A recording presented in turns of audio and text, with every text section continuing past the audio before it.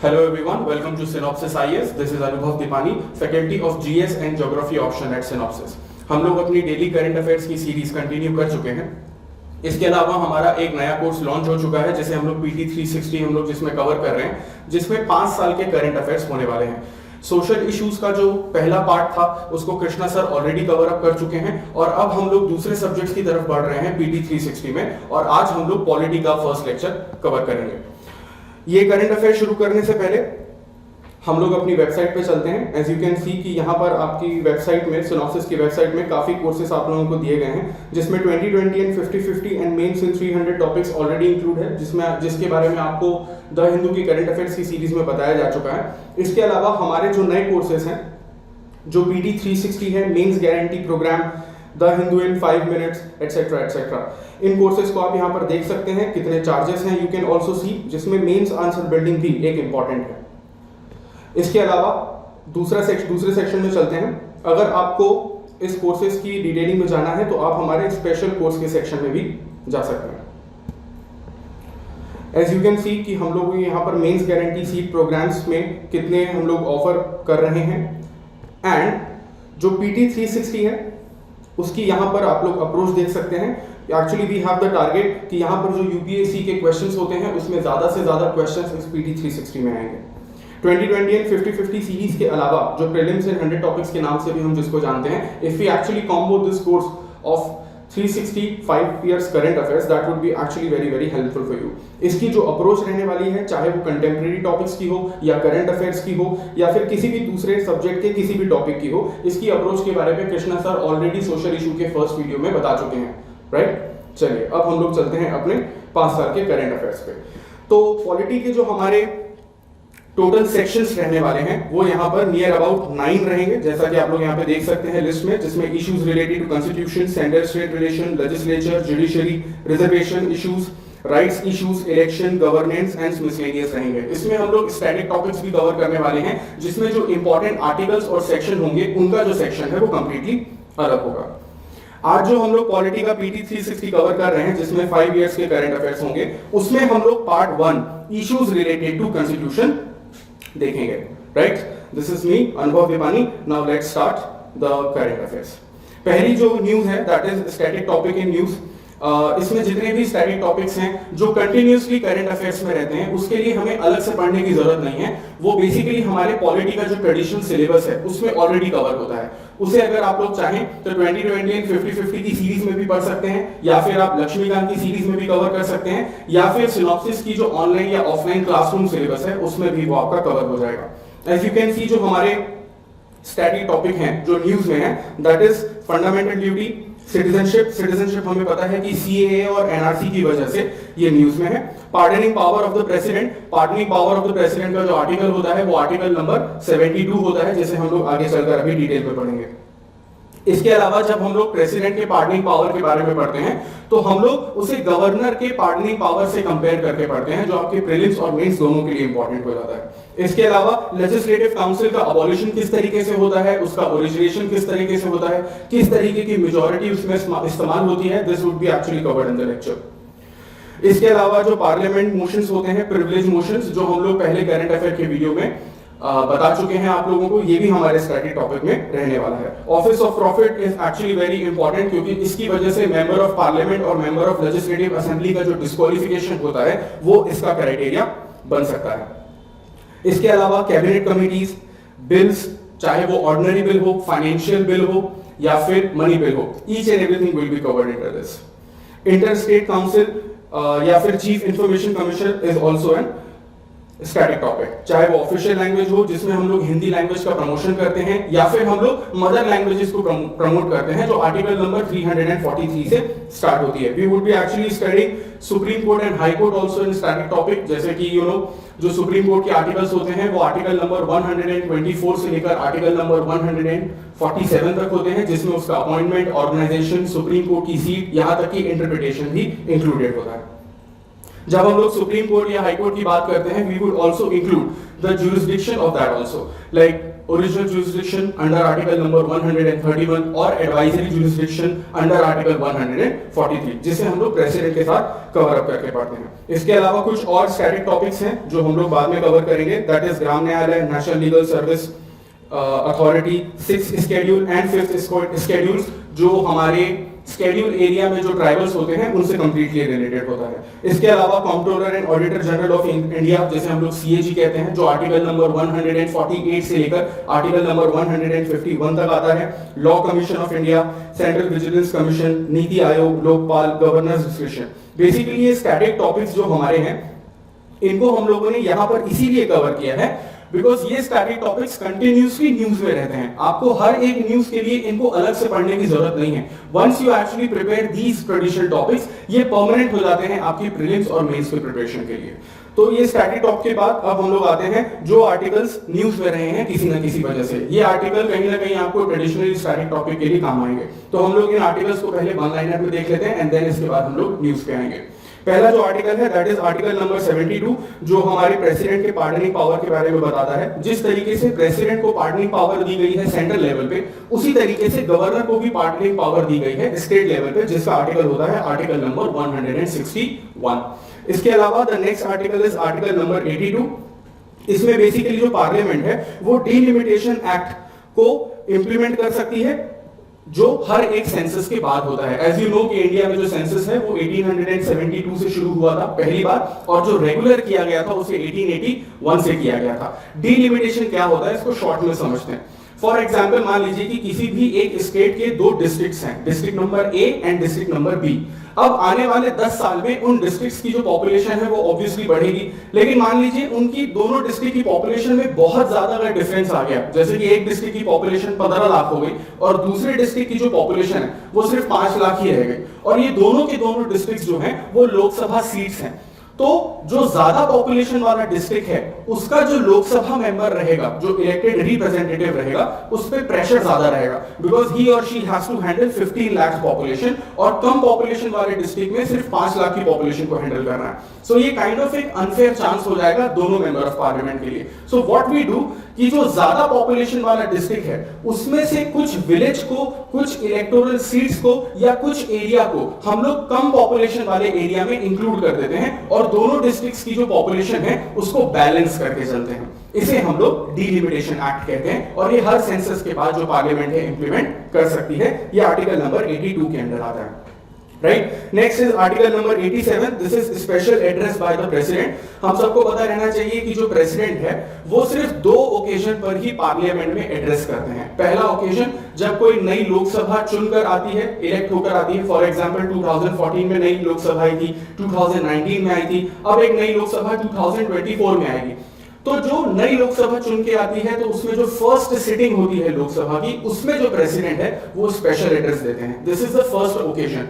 Second occasion होता है कि जब ईयरली बजट, जिसको एनुअल बजट हम लोग बोलते हैं, जब वो बजट पेश होता है लोकसभा में, तब भी जो प्रेसिडेंट है वो स्पेशल एड्रेस देता है। जो स्पेशल एड्रेस है प्रेसिडेंट का जो बजट के अंडर आता है उसका आर्टिकल चेंज हो जाता है, क्योंकि जो बजट का आर्टिकल है वो आर्टिकल नंबर 112 एंड 116 होता है। Next article number 102 clause 1 sub clause A. इसमें हम लोग मेंबर ऑफ पार्लियामेंट के डिस्क्वालिफिकेशन की बात करते हैं अगर उसमें ऑफिस ऑफ प्रॉफिट अवेलेबल है। उसी तरीके से article number 191 clause A, clause 1 sub clause A, इसमें हम लोग एमएलए जो होते हैं, that means member of legislative assembly, उनके डिस्क्वालिफिकेशन की बात करते हैं अगर वहां ऑफिस ऑफ प्रॉफिट अवेलेबल है। इसके अलावा the next article is article number 164 clause 3। इसमें जो गवर्नर है वो जितने भी एडमिनिस्ट्रेटर्स होते हैं, यानी जितने भी वहां पर एग्जीक्यूटिव्स होते हैं, उनको ओथ दिलवाता है, that is office of oath and affirmation. Next आते हैं constitutional provisions related to contempt, article number 129 and article number 215। Contempt of court के बारे में हम सभी को पता है, वैसे ये हमारे अभी करंट अफेयर्स में है तो हम लोग इसको डिटेल में डिस्कस करेंगे। लेकिन अगर सुप्रीम कोर्ट में कोर्ट ऑफ कंटेम्प्ट हुआ है तो वो आर्टिकल नंबर 129 के अंदर आता है, और अगर वही contempt of court high court के अंदर आता है तो वो आर्टिकल नंबर 215 के अंडर आता है, राइट। आर्टिकल नंबर 131 ये काफी इंपॉर्टेंट है स्टैटिक वे में भी, जिसे हम लोग original jurisdiction of supreme court के नाम से जानते हैं। ओरिजिनल ज्यूरिसडिक्शन आर्टिकल नंबर 131 क्या होता है? इट इज बेसिकली कि जब भी दो गवर्नमेंट के बीच में किसी भी तरीके का डिस्प्यूट होता है, फॉर एग्जांपल अगर सेंट्रल गवर्नमेंट और एक स्टेट गवर्नमेंट के बीच में किसी भी तरीके का डिस्प्यूट है, तो उस डिस्प्यूट का जो रिजोल्यूशन होगा, जो सॉल्यूशन होगा, वो बेसिकली सुप्रीम कोर्ट में होगा। So these are the cases of central government versus state government और state government versus state government. इसे हम लोग ओरिजिनल ज्यूरिसडिक्शन बोलते हैं, जिसको फाइनली सुप्रीम कोर्ट सॉल्व करती है। लेकिन इसमें कुछ एक्सेप्शंस होते हैं। अगर रिवर वाटर बॉडी या फिर रिवर ट्रीटी या वैली डिस्प्यूट से रिलेटेड कोई वैली डिस्प्यूट से रिलेटेड कोई फैक्ट आ गया या केस आ गया, या फिर इसके अलावा फाइनेंस से रिलेटेड अगर कोई केस आ गया, तो वो सुप्रीम कोर्ट में नहीं जाता। फाइनेंस से रिलेटेड जो केस है वो फाइनेंस कमीशन सॉल्व करती है आर्टिकल नंबर 280 के अंडर। और अगर डिस्प्यूट आ गया रिवर वैली से रिलेटेड, तो वो रिवर वैली जो कमेटी है वो उसको सॉल्व करती है, राइट। चलिए यहां पर देख सकते हैं कि ओरिजिनल ज्यूरिसडिक्शन यहां पर जो यूज किया गया था केरला और छत्तीसगढ़ के बीच में, there was something wrong. Next article is article number 142. This is the article about that Supreme Court एक ऑर्डर पास कर सकती है कंप्लीट जस्टिस करने के लिए अगर उसके सामने कोई मैटर पेंडिंग पड़ा है। दैट मींस अगर there is a case in supreme court, वो बहुत ज्यादा टाइम से अगर पेंडिंग है और अगर सुप्रीम कोर्ट उसको जल्दी रिजॉल्व करना चाहती है, तो बेसिकली कहीं ना कहीं वो बहुत ज्यादा जल्दी डिसीजन उसमें दे सकती है, because supreme court wants to solve that problem. इसमें मैं जुडिशियल रिव्यू की बात नहीं कर रहा हूं। Judicial review is a different thing और सुप्रीम कोर्ट का डिसीजन इस बारे में देना इज अ डिफरेंट थिंग। वो आर्टिकल नंबर 142 के अंदर आता है। इसके अलावा आर्टिकल नंबर 143, इसमें basically interpretation of the constitution की बात की गई है और इसमें यह कहा गया है कि जब भी कॉन्स्टिट्यूशन का इंटरप्रिटेशन होता है, तो मिनिमम जो जजेस होंगे किसी भी बेंच में, वो 5 जजेस होने चाहिए, राइट। बेंचेस का मतलब होता है कि एक पूरा पैनल जिसमें जजेस होते हैं उसे हम लोग बेंचेस कहते हैं।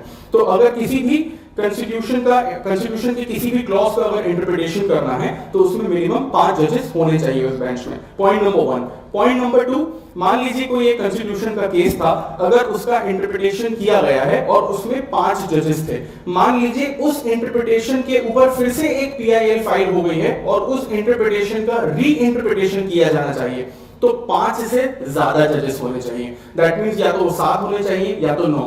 और अगर तीसरी बार PIL फॉर्म की गई, तो सेकंड टाइम के कंपैरेटिवली फिर ज्यादा जजेस होने चाहिए, तभी वो मेजॉरिटी ज्यादा फॉर्म हो पाएगी और वो उस इंटरप्रिटेशन पे ज्यादा पॉइंट ऑफ व्यू आ पाएंगे। I hope that is clear. Next आते हैं आर्टिकल नंबर 164 क्लॉज 1। ये बड़ा सिंपल सा है कि गवर्नर जो है वो चीफ मिनिस्टर का अपॉइंटमेंट करता है, राइट। और एक और चीज, चीफ मिनिस्टर की अपॉइंटमेंट के लिए कोई क्वालिफिकेशन नहीं होती है चीफ मिनिस्टर के पास, बस सिर्फ इतनी होनी चाहिए कि वो मेंबर ऑफ लेजिस्लेटिव असेंबली का या फिर लेजिस्लेटिव काउंसिल का मेंबर होना चाहिए। नेक्स्ट आते हैं article number 170। It is also very easy. States also get divided into territorial constituencies, delimitation after every census. मतलब हर सेंसस के बाद स्टेट्स भी जो है डिलिमिटेशन एक्ट के अंडर आते हैं, जो मैंने आपको अभी बताया था। उसका आर्टिकल नंबर 170 है।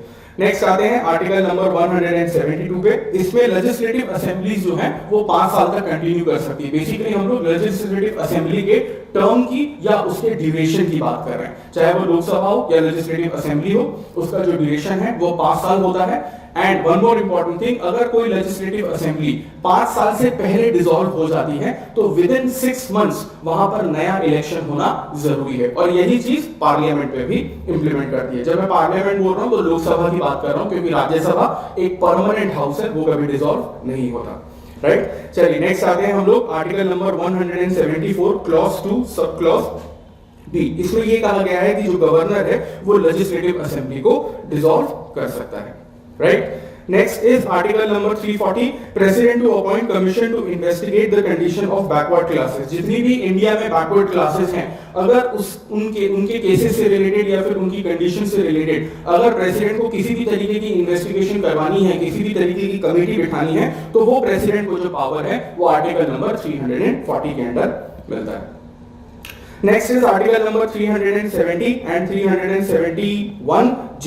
इसमें बेसिकली टेम्पररी जो स्पेशल प्रोविजंस हैं वो कुछ स्टेट्स के बारे में दिए गए हैं। इसी से रिलेटेड है article number 371 clause F।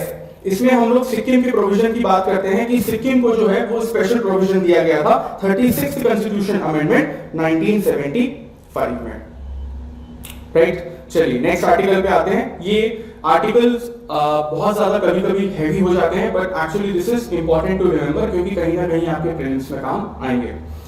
Article number 348 clause 1, all proceedings in Supreme Court in every High Court shall be in English language until Parliament by law otherwise provides। इसका मतलब यह है कि आर्टिकल नंबर 348 क्लॉज 1 में ये लिखा गया है कि सुप्रीम कोर्ट में और हाई कोर्ट में जितनी भी प्रोसीडिंग्स होती हैं, दैट मींस जितने भी केसेस वहां पर प्रेजेंट किए जाते हैं, वो सिर्फ इंग्लिश लैंग्वेज में ही किए जाने चाहिए। और अगर इंग्लिश लैंग्वेज के अलावा किसी और लैंग्वेज में सुप्रीम कोर्ट या हाई कोर्ट की प्रोसीडिंग्स को प्रेजेंट करना है, तो उसके लिए पार्लियामेंट की जो परमिशन है या फिर पार्लियामेंट की परमिशन बाय एक्ट उसमें जरूरी होती है, राइट। लेकिन पार्लियामेंट ने अब तक हिंदी के प्रोविजन में केसेस को प्रेजेंट करने के लिए किसी भी तरीके का एक्ट नहीं बनाया है, राइट। चलिए नेक्स्ट आते हैं आर्टिकल नंबर 348 क्लॉज 2।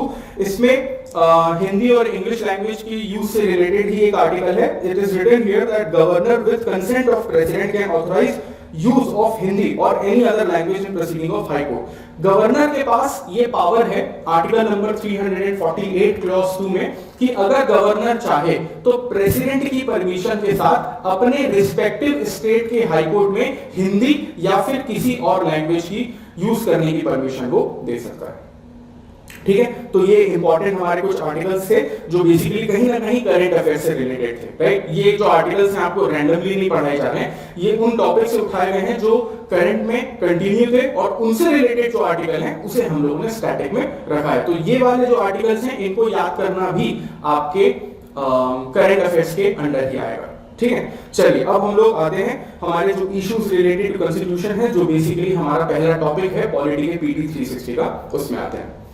चलिए now is nomination of Ranjan Gogoi to Rajya Sabha. As we all know that Ranjan Gogoi हमारे former chief justice of India, इन्हें राज्यसभा में बेसिकली नॉमिनेट किया गया था प्रेसिडेंट के पावर के थ्रू। प्रेसिडेंट जो है राज्यसभा में नॉमिनेट कर सकता है लोगों को या फिर मेंबर्स को। ये प्रेसिडेंट को पावर मिलती है article number 80 clause 1 sub clause A. एक चीज को इसमें ध्यान रखिएगा, you can actually also note this that president total 12 members को राज्यसभा में नॉमिनेट करता है और वो जो 12 मेंबर्स हैं वो टोटल 4 कैटेगरीज में आते हैं।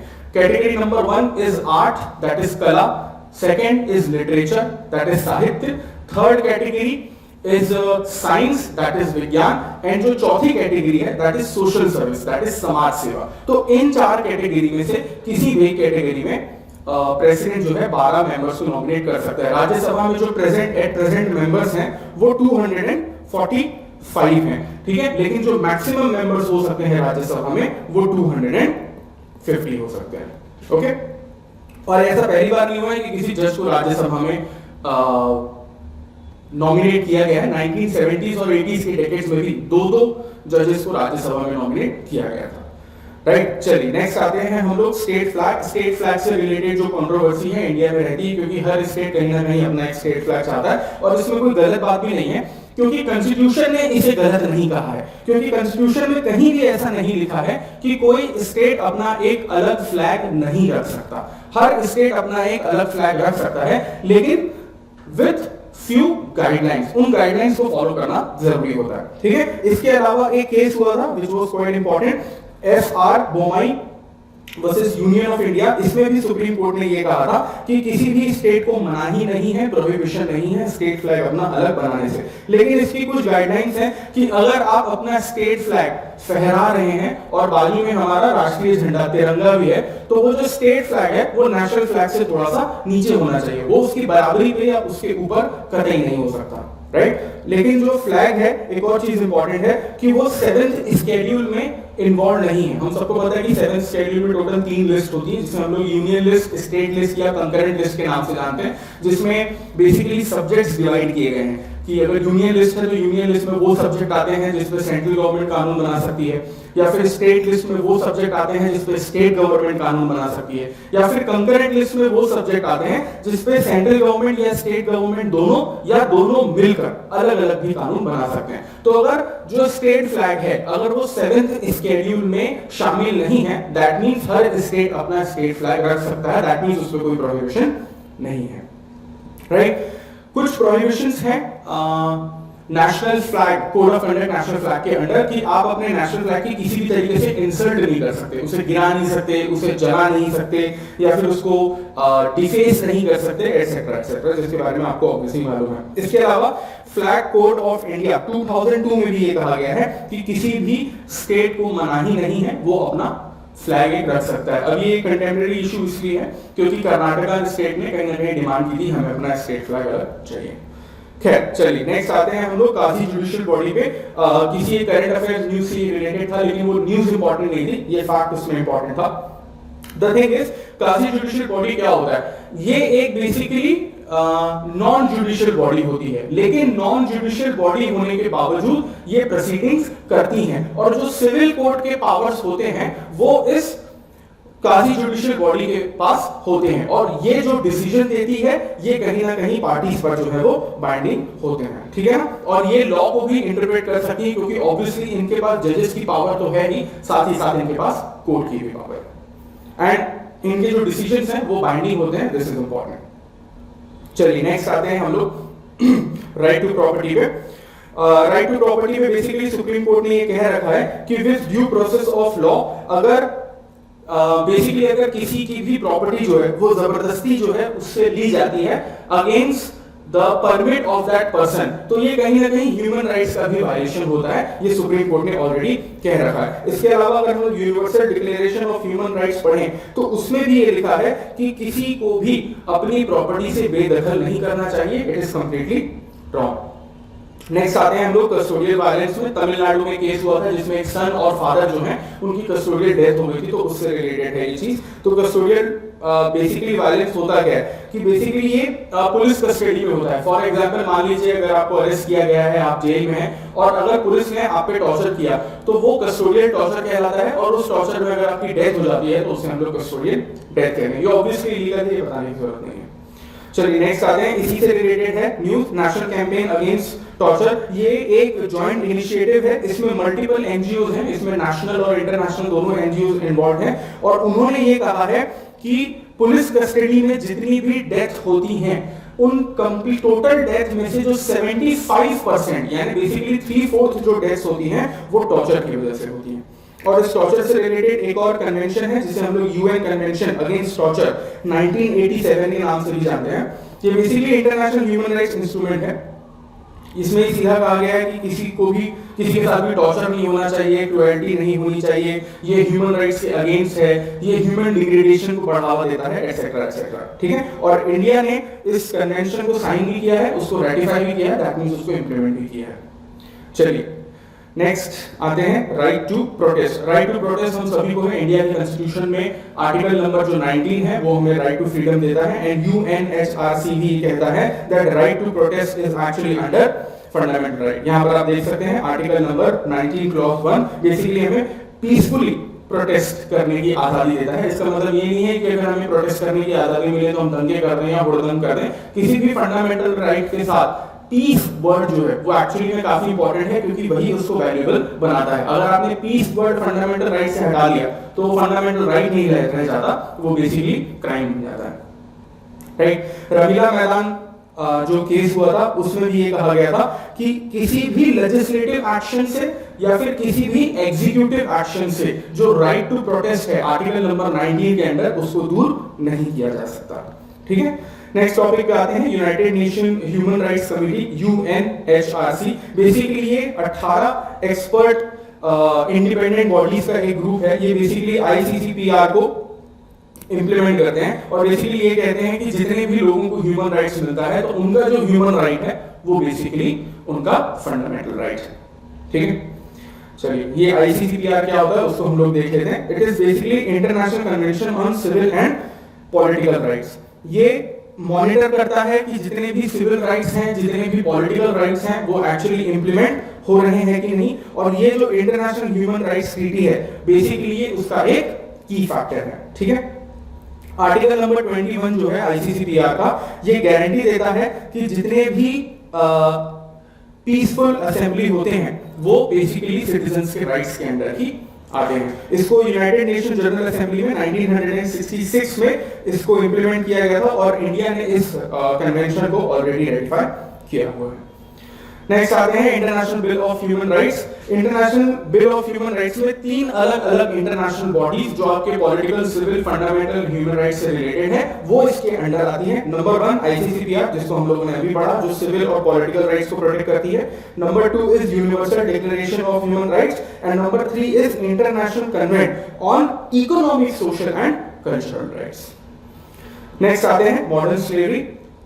इसको हम लोगों ने शायद सोशल इशू में भी कवर किया है, but no problem. Modern slavery क्या होता है बेसिकली, थ्रेट के थ्रू या फिर वायलेंस के थ्रू या फिर अब्यूज या पावर के थ्रू अगर आप किसी को जबरदस्ती अपना गुलाम बना लेते हैं, जबरदस्ती आप बॉन्डेज लेबर करवाते हैं आज के टाइम पे, तो उसे हम लोग मॉडर्न स्लेवरी कहते हैं। और जो स्लेवरी है वो कहीं ना कहीं ट्रैफिकिंग से बहुत ज्यादा कनेक्टेड है। तो article number 23 and article number 24 जो है इंडियन कॉन्स्टिट्यूशन में इस स्लेवरी को और इस ट्रैफिकिंग को पूरी तरीके से अलग करता है, राइट। एक रिपोर्ट है walk free and CHRI। CHRI क्या है, एक इंटरनेशनल एनजीओ है और वॉक फ्री भी उसी के साथ काम करता है। तो इनकी एक रिपोर्ट ये आई है कि जो मॉडर्न स्लेवरी है वो कहीं ना कहीं जो सस्टेनेबल डेवलपमेंट गोल हैं उनको कहीं ना कहीं बहुत ज्यादा एक दूसरे से दूर कर देता है। दैट मींस अगर सस्टेनेबल डेवलपमेंट गोल्स को हमें कंप्लीट करना है तो मॉडर्न स्लेवरी को हमें खत्म करना पड़ेगा। की फाइंडिंग है मॉडर्न स्लेवरी से रिलेटेड, जितने भी विक्टिम्स होते हैं मॉडर्न स्लेवरी के उसमें जो 71% होते हैं वो हमेशा महिलाएं होती हैं, विमेन या गर्ल्स होती हैं, ठीक है। और जो चाइल्ड ब्राइड्स हैं पूरे वर्ल्ड में उसमें 1/3 जो है वो इंडिया में है, राइट। चलिए, वैसे चाइल्ड मैरिज को सबसे पहले आई गेस 1829 से पहले ही खत्म किया गया था या फिर उसकी एज कम कर दी गई थी, क्योंकि 1829 में जैसे जैसे सती प्रथा भी कम हुई थी, लॉर्ड विलियम बेंटिंक ने खत्म की थी। इंडिया में भी चाइल्ड मैरिज एकदम से खत्म नहीं हुई थी, उसकी जो एज है वो धीरे धीरे बढ़ाकर 18 तक लाई गई है। First it was 4, then 8, then 12, then 14, then now it's 18 और अब वो 21 हो चुकी है। जया जेटली कमेटी में हमने पढ़ा है, राइट। चलिए नेक्स्ट आते हैं हम लोग डोमेस्टिक वर्कर्स कन्वेंशन 2011 का। इसको international labour organization that is ILO ने अडॉप्ट किया था ताकि जो डोमेस्टिक वर्कर्स हैं उनके जो राइट्स हैं उसको कहीं ना कहीं प्रोटेक्ट किया जाए, लेकिन इंडिया में अभी इसको रेटिफाई नहीं किया गया है। इसी से रिलेटेड एक हमारा लॉ है दैट इज टॉपिक है that is force labour convention of 1930। ये जो कन्वेंशन है ये कन्वेंशन नंबर 29 है ILO का, जिसे जेनेवा में 1930 में अडॉप्ट किया गया था। अब ये नंबर 29 ऑफ ILO क्या होता है, बेसिकली क्या है कि कन्वेंशन नंबर जो 29 है वो फोर्स लेबर से कनेक्टेड है। अगर आपको कभी भी एग्जाम में ऐसा पूछा गया कि फोर्स लेबर कन्वेंशन, तो it's a direct question, you can actually answer. लेकिन अगर आपसे ये पूछा गया convention number 29 of ILO international labour organization, तो आप समझ जाएंगे कि फोर्स लेबर से ही रिलेटेड है, बिकॉज फोर्स लेबर कन्वेंशन को कन्वेंशन नंबर 29 ऑफ ILO के नाम से भी जाना जाता है, ठीक है। बेसिकली 8 अलग अलग कन्वेंशंस हैं इंटरनेशनल लेबर ऑर्गेनाइजेशन के, और उन 8 लेबर ऑर्गेनाइजेशन लेबर कन्वेंशंस में से जो एक कन्वेंशन है वो फोर्स लेबर कन्वेंशन है। इसके बाद के जो 7 कन्वेंशन है वो जब हम लोग सोशल इश्यूज में, जब हम लोग वल्नरेबल ग्रुप में लेबर्स के जो प्रीलिम्स हैं PT है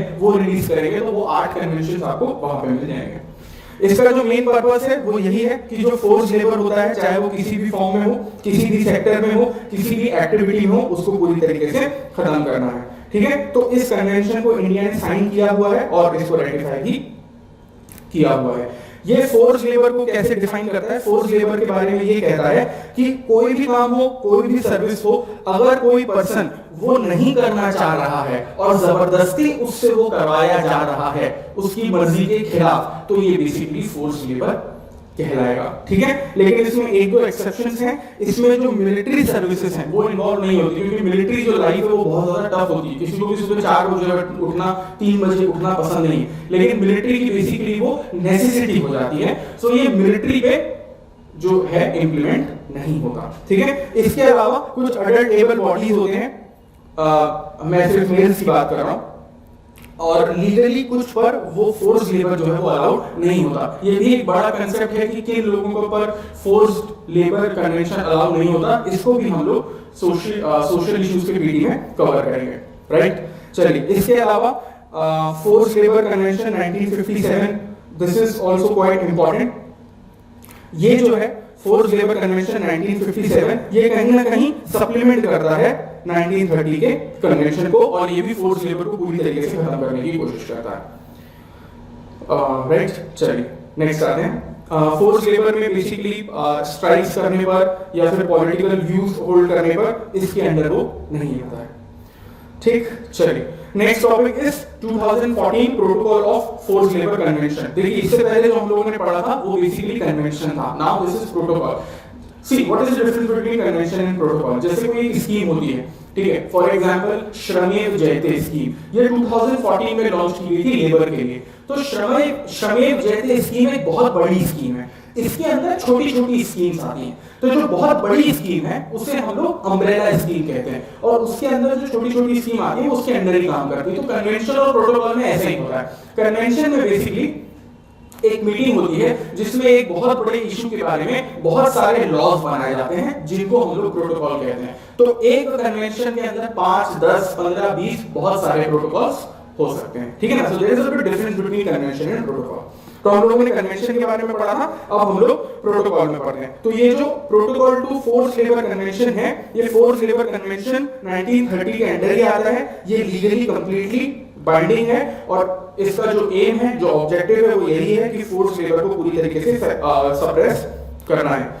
इसमें जो नोट करने वाली बात ये है, वो ये है कि इंडिया ने फोर्स लेबर का जो कन्वेंशन है 1930 वाला, उसको साइन किया है, उसको रेटिफाई किया है, लेकिन ये जो प्रोटोकॉल है उसको अब तक रेटिफाई नहीं किया है, ठीक है। चलिए नेक्स्ट आते हैं रिजर्वेशन इन शेड्यूल्ड एरियाज। बैकग्राउंड इसका ये है कि आंध्र प्रदेश गवर्नमेंट ने अभी कहा था कि जो शेड्यूल्ड एरियाज हैं, scheduled areas we all know, जहां पर ट्राइबल पॉपुलेशन जो है वो मेजॉरिटी में रहती है या फिर कंप्लीटली रहती है, तो आंध्र प्रदेश गवर्नमेंट ने कहा था कि जो शेड्यूल्ड एरियाज हैं, दैट मींस जो शेड्यूल्ड ट्राइब का मेजॉरिटी वाला रीजन है, उसमें 100% जो रिजर्वेशन है वो कैंडिडेट्स को दिया जाएगा। बट सुप्रीम कोर्ट की बेंच के 5 जज बेंच, उसने मना किया कि नहीं, कि वो रीजन शेड्यूल्ड ट्राइब की मेजॉरिटी का हो, शेड्यूल्ड कास्ट की मेजॉरिटी का हो, ओबीसी मेजॉरिटी का हो, या फिर जनरल कैटेगरी की मेजॉरिटी का हो, यहाँ पर जो रिजर्वेशन है वो 100% नहीं हो सकता, बिकॉज सुप्रीम कोर्ट का बहुत पहले का वर्डिक्ट है कि that the reservation should not exceed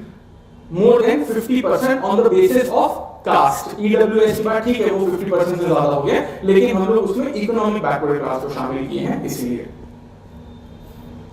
right. चलिए नेक्स्ट आते हैं, ये आई गेस हमारा लास्ट टॉपिक है, नेशनल सिक्योरिटी एक्ट 1980।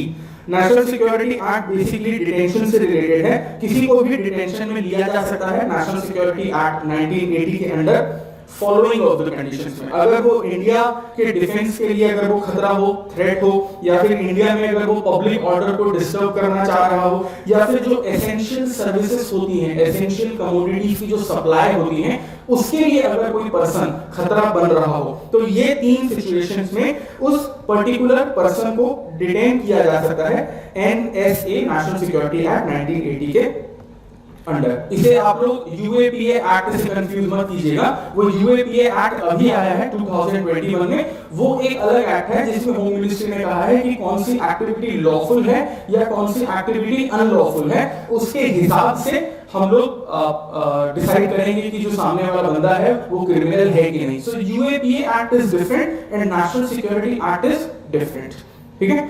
यहाँ पर अगर इम्प्रिजमेंट होती है तो यहाँ पर किसी भी तरीके का रिव्यू नहीं किया जाता, दैट मींस उसको डायरेक्ट अरेस्ट कर लिया जाता है, डिटेन कर लिया जाता है, ठीक है। इसमें एडवाइजरी बॉडीज भी होती है 3 मेंबर की। मेंबर नंबर 1 वुड बी कोई हाई कोर्ट के जज होने चाहिए, या फिर कोई ऐसा पर्सन होना चाहिए जो क्वालिफाइड हो सकता है हाई कोर्ट के जज के लिए। इसके अलावा एक एक्स्ट्रा जुडिशियल होनी चाहिए जो कहीं ना कहीं 12 मंथ्स के आसपास की हो और अप्रूव की गई हो बॉडी से, राइट। और ये जो टर्म है बेसिकली उसके पनिशमेंट की जो टर्म है वो बढ़ाई भी जा सकती है अगर कोई नए सबूत सामने आ गए या फिर फ्रेश प्रूफ सामने आ गए, ठीक है। तो इसमें हाई कोर्ट के जजेस को हम लोग ले लेते हैं और इसमें जो पनिशमेंट है वो अप टू 12 मंथ्स हो सकती है, लेकिन वो जो 3 मेंबर की एडवाइजरी बॉडी है उससे वो अप्रूव होना चाहिए कि इसको 12 महीने की सजा मिलनी चाहिए कि नहीं। See this is also kind of a difference between national security act and UAPA act. हम लोग यहाँ पर देख रहे हैं कि नेशनल सिक्योरिटी एक्ट में जो मैक्सिमम इम्प्रिजनमेंट है वो 12 महीने का है, लेकिन यूएपीए एक्ट में जो मैक्सिमम इम्प्रिजनमेंट है, मैक्सिमम जो पनिशमेंट है वो एक्चुअली डेथ पेनल्टी तक भी जा सकती है। So this is also kind of difference, ठीक है। तो आज के हमारे करंट अफेयर्स थे ये हमारे पॉलिटी के। इसमें हम लोगों ने अभी अपना फर्स्ट लेक्चर ही ये हमारा फर्स्ट लेक्चर ही है। इसके अलावा सोशल इश्यूज के भी बहुत सारे टॉपिक्स बचे हैं, वो भी जल्दी अपलोड हो जाएंगे एंड पॉलिटी के भी अपलोड हो जाएंगे। इसके बाद international relation, art and culture, science and technology and miscellaneous topics भी आपके साथ कंटिन्यू हम लोग करेंगे। ये पीटी 360 है जिसमें हम लोग 5 साल के करंट अफेयर्स कर ही रहे हैं। इसके अलावा 1 साल के करंट अफेयर्स का कंपाइलेशन या फिर मंथली करंट अफेयर्स का कंपाइलेशन या फिर जो डेली करंट अफेयर्स का डेली करंट अफेयर्स जो हैं वो अलग होंगे, ठीक है। ये वीडियो जो है ये YouTube पे आप लोगों के लिए फ्री है, लेकिन अगर आप लोगों को इसका PDF चाहिए तो आप हमारी वेबसाइट पे जा सकते हैं, डैशबोर्ड पे जा सकते हैं, स्पेशल कोर्सेज के सेक्शन में जाइए। उन स्पेशल कोर्सेज के सेक्शन में आप लोग खुद को एनरोल कर सकते हैं। You will be able to actually get the PDF of these courses. ये जो PDF है ये एक्चुअली आपके लिए इंपॉर्टेंट है, लेकिन ये PDF और ज्यादा इंपॉर्टेंट तब हो जाएंगे जब आप इसको 20-20 एंड 50-50 कोर्स के साथ मिक्सअप कर लेंगे, क्योंकि जो हमारा प्रीलिम्स इन 100 टॉपिक्स हैं हम लोग उसमें स्टैटिक और ट्रेडिशनल पोर्शन कवर करते हैं जो कंटिन्यूअसली अपडेट होता जाता है, और ये हमारा PT 360 करंट अफेयर्स है। So when we actually mix the traditional topic with the current affairs topic, that would be the best preparation of your prelims, ठीक है। सो अब हम लोग नेक्स्ट वीडियो में कॉन्स्टिट्यूशन का नेक्स्ट टॉपिक कवर करेंगे। Thank you.